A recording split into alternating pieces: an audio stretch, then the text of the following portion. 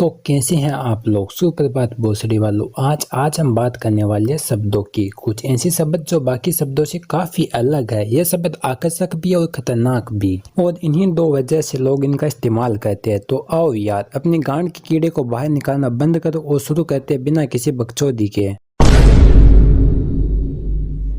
मानो या न मानो, गालियां हमारा ध्यान आकर्षित करती है। ऐसे समझो एक मंच है, उस पर शब्दों का मेला लगा हुआ है और सारे शब्द मुजरा कर रहे हैं। अचानक वहाँ एक गांडू आ जाता है। इसके बाद जैसे सारे शब्द गायब ही हो गए हैं। अब कुछ लोग इस गांडू को देखकर खुश हो रहे हैं, वाह क्या गांडू है। तो कुछ लोगों की गांड का बबुला फूट रहा है, ये गांडू यहाँ कैसे आ गया। लेकिन सबका ध्यान उसी गांडू पर है। अब जब तुम किसी से मिलते हो तो तुम्हारी भावनाओं का मिलन होता है। शब्द तो बस एक जरिया है। गालियों का मतलब बुराई होता है, इसमें कोई भी संदेह नहीं है। लेकिन ये कहानी यहाँ खत्म नहीं होती है। एक चीज होती है स्लैंग, जो खुद में एक भाषा है जिसमें शब्द वही इस्तेमाल होते हैं लेकिन उनका मतलब कुछ और ही निकलता है। आजकल गालियां भी स्लैंग के रूप में ही इस्तेमाल होती है। अब मैं बोलूं विराट ने मैच की मां चोद दी, तो इससे मेरा क्या मतलब निकलता है। विराट ने मैच की मां के साथ सेक्स किया या फिर विराट बहुत अच्छा खेला। खैर, जब तुम ऐसी गालियों का इस्तेमाल करते हो तो गालियां विकसित होकर स्लैंग बन जाती है। ये बात बड़ी ही विचित्र है कि सेक्स एजुकेशन की तरह गालियों की नॉलेज होना भी बहुत जरूरी है।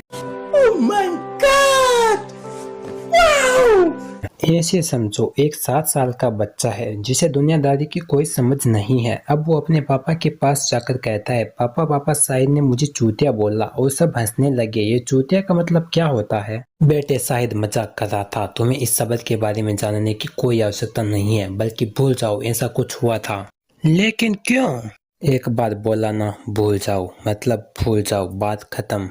अब अगले दिन शाहिद फिर से उस 7 साल के बच्चे को कहता है ए चूतिया, लेकिन इस बार वो 7 साल का बच्चा शाहिद को देखकर मुस्कुराता है। अब सोचो एक बाप पर क्या बीतेगी जब उसे पता चलेगा उसके बेटे को किसी ने चूतिया बोला है और वो ये सुनकर मुस्कुरा रहा है। तो यार गालियों का नॉलेज होना बहुत जरूरी है। इसका इस्तेमाल करना या फिर ना करना ये तुम्हारी मर्जी है। अब कुछ लोग मानते हैं जो लड़का गाली देता है वो किसी की इज्जत नहीं करता, उससे बेकार कोई इंसान नहीं है। तो सबसे पहले ऐसा मानने वालों की इज्जत करने की कोई आवश्यकता नहीं है। अब तुम्हें अपनी भड़ास निकालनी है तो तुम क्या करोगे। ऑप्शन 1 खुद को थप्पड़ मारोगे, या ऑप्शन 2 किसी बंद कमरे में जाकर सारी दिन की भड़ास निकालोगे। अगर आपने ऑप्शन 2 चुना है तो बहुत बहुत बधाई।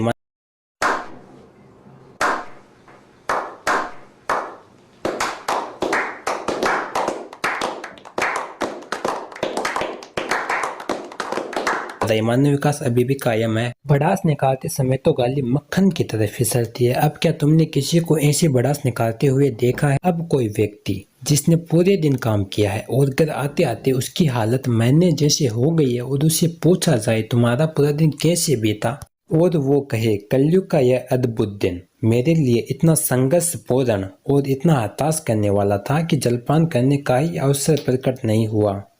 ऐसे दिमाग को संतुष्टि नहीं मिलेगी। एक खाते पीते परिवार का बच्चा नपुंसकलिंगता का शिकार हो सकता है।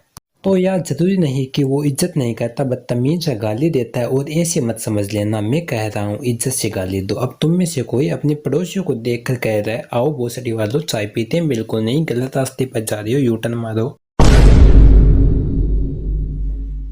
भड़वा, इसका मतलब है किसी की शादी हो जाए और फिर उसका तलाक हो जाए उसे भड़वा कहते हैं। और निब्बा निब्बे में जिसका ब्रेकअप हो जाए उसे भड़वा कहते हैं। मैं वो भड़वा नहीं हूँ, मैं सिंगल हूँ, आई एम सिंगल कहते रहते हो भड़वा भड़वा। दंडवा, जिसके पास कोई सेटिंग नहीं होती उसे दंडवा कहते हैं। मैं वो दंडवा नहीं हूँ बेंचो, आई एम सिंगल। वैसे कह सकते हैं दंडवा क्योंकि हमारे पास कोई सेटिंग नहीं है। हाँ हूँ मैं दंडवा।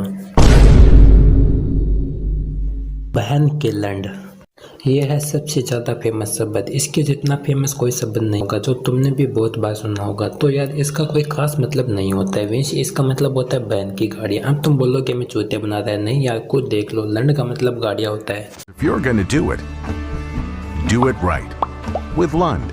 तो यार हम तो कुछ और ही समझते थे कि लंड का मतलब कुछ और ही होता होगा। नहीं यार, उसे पेनिस कहते हैं। बीसी, जो बहुत ज्यादा फेमस है। इसका मतलब तो तुम सब समझ ही गए होंगे, तुम सब उच्च कोटि के विद्वान हो, पता है मुझे बेंचोत। इसका जो रिप्लाई आता है ना वो इतना उच्च कोटि का होता है कि बीसी बोलने के वाले के पास कोई जवाब नहीं होता। यकीन नहीं आता तो तुम खुद देख लो। डोरेमोन बेंचोद। हाँ हाँ अभी कर देता हूँ, लेके आ तेरी बहन को।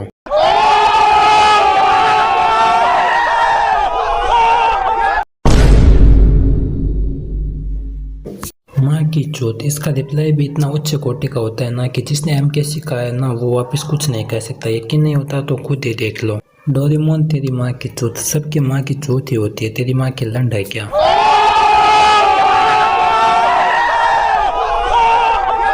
तुमने कभी सोचा है गालियों पर क्या बीतती होगी? तुम उन्हें इस्तेमाल करते हो और भूल जाते हो। उनके साथ मजे करना सीखो, एक रात तो गुजारो उनके साथ। मनोहर के कोटे पर क्या पता वो तुम्हें चौंका दे, हिला दे, दर्द दे, डिस्को करा दे। तो यार आज के लिए बस इतना ही। मैं तुम्हें यह नहीं कह रहा हूँ कि तुम खुला गालियाँ दे सकते हो, मैं तो बस इतना ही कह रहा हूँ गालियों को मजाक में लेना सीखो। और अगर तुम मेरी खूबसूरत आवाज पहली बार सुन रही हो तो लाइक मारो, और जो लाल वाला बटन है उसके साथ हैंग ओवर करो या चिल मारो, मुझे नहीं पता, बस क्लिक हो जाना चाहिए। तो यार अब मैं जा रहा हूँ, मनोहर का कोटा दूर नहीं है। बाय।